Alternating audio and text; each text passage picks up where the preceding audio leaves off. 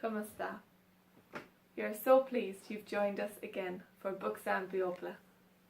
Here in session 3 we'll be looking at 1 Peter chapter 2.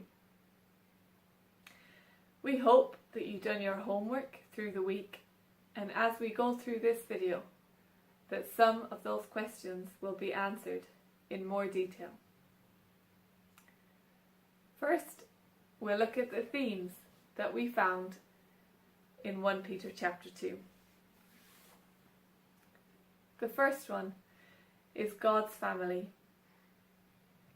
Peter talks throughout this chapter how we are each stones being built into a temple, all part of God's family. We each represent one stone, each unique, like no other, made by God for a specific purpose in this building. God created no one else like you. He made one purpose for you that He hadn't anyone else in mind to do. You are God's masterpiece. Our faith is a personal decision and journey. Just like we each represent one stone, an individual stone, so too our faith, our ministries, the way we serve God is an individual choice that we each make. But together we are building something bigger.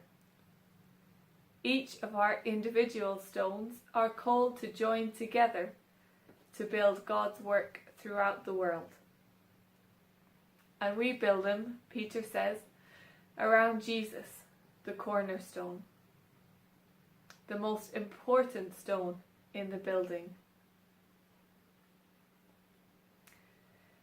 Jesus is the most important stone because He is trustworthy, He is unchanging, and He is the truth. When we build around Him, we build on a good and solid foundation.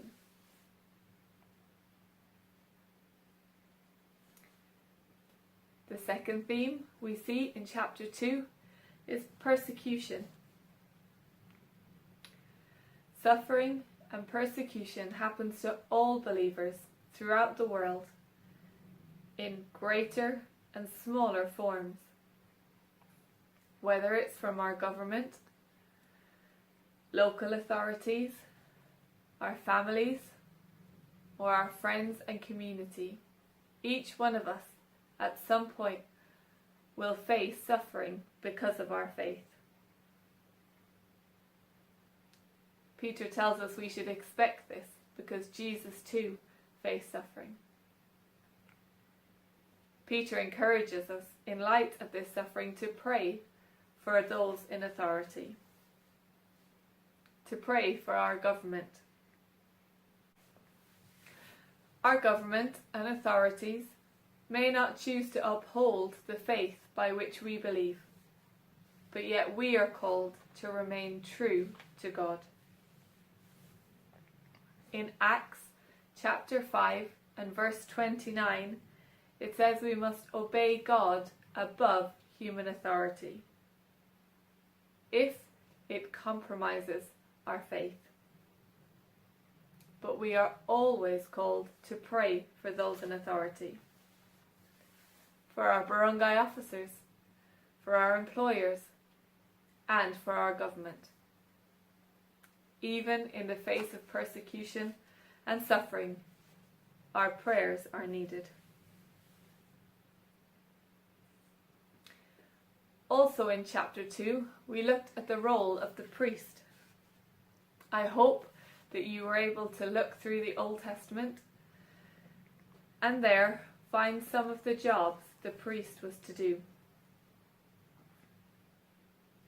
The main role of the priest was to offer the sacrifices on behalf of the people. But now we read in Romans in chapter 12 and verse 1 to offer ourselves as a living sacrifice, holy and pleasing to God. And therefore we become like the priests, offering the sacrifice acceptable to God. However, now the sacrifice is no longer a lamb or a sheep, but it is our lives that we are to offer.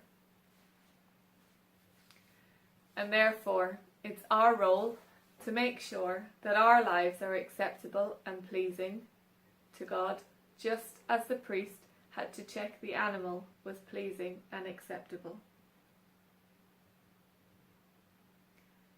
Peter tells us we need to inspect our lives to make sure we are living as God would have us to live.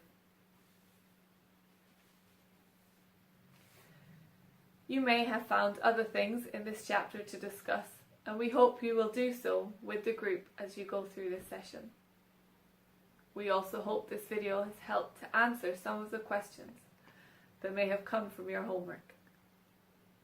We look forward to seeing you next week or next time, and hope that you continue to grow as we uncover 1 Peter together. Salamat po. God bless.